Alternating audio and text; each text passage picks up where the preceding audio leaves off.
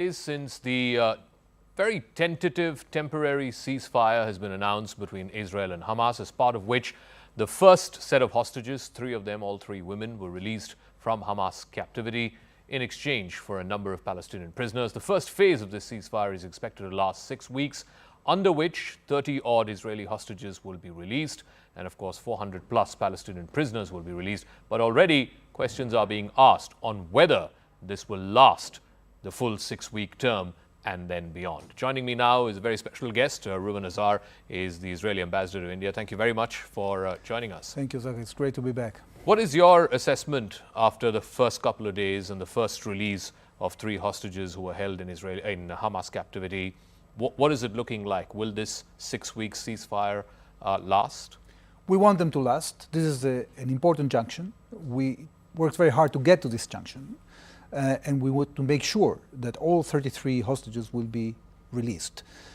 Israel is doing its best to create a situation in which we can have a stable ceasefire, but it depends on the willingness of Hamas to basically renounce power, to prevent a situation in which they can rearm and regroup and cooperate with the rest of the Palestinian political system and the international community to create a better future for the Gaza Strip. But tell me, last time when you were here, you said one of the stated objectives of this war, and it's been 15 months since this war began, was to dismantle Hamas, to ensure that Hamas is not in a position to launch another terrorist strike against Israel. Exactly.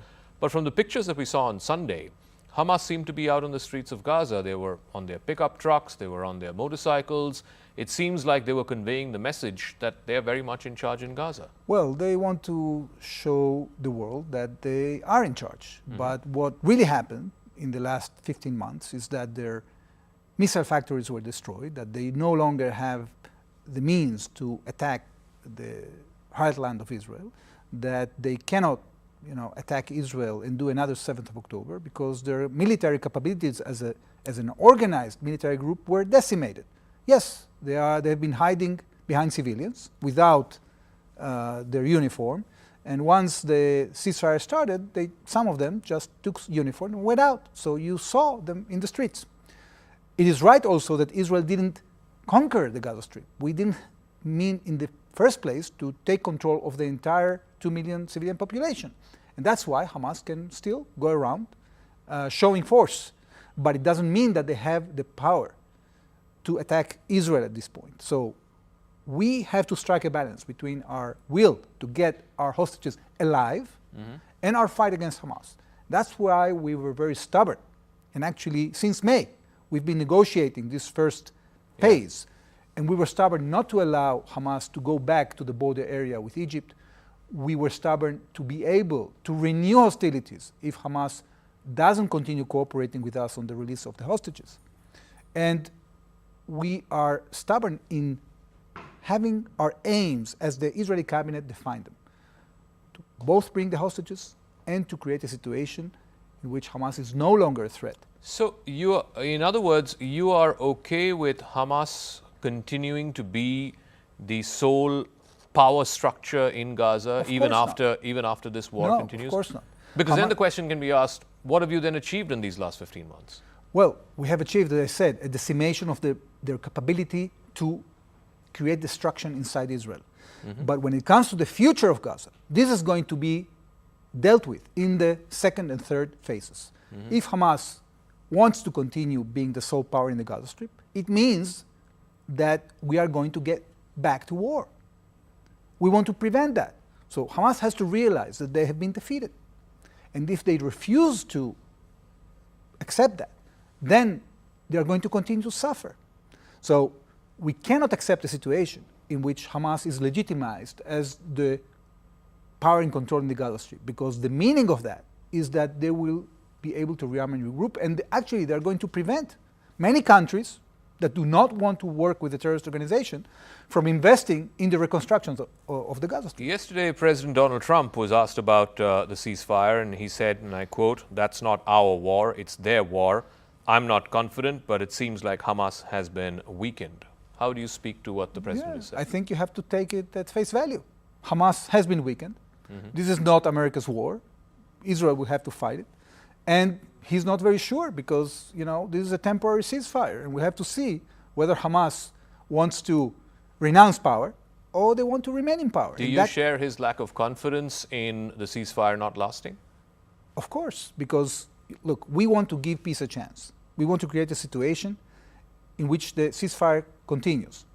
For that to happen, not only we have to stick to the ceasefire, to the terms of the first phase, but we have to try to negotiate the second and the third phase in good faith. And this is what we're doing.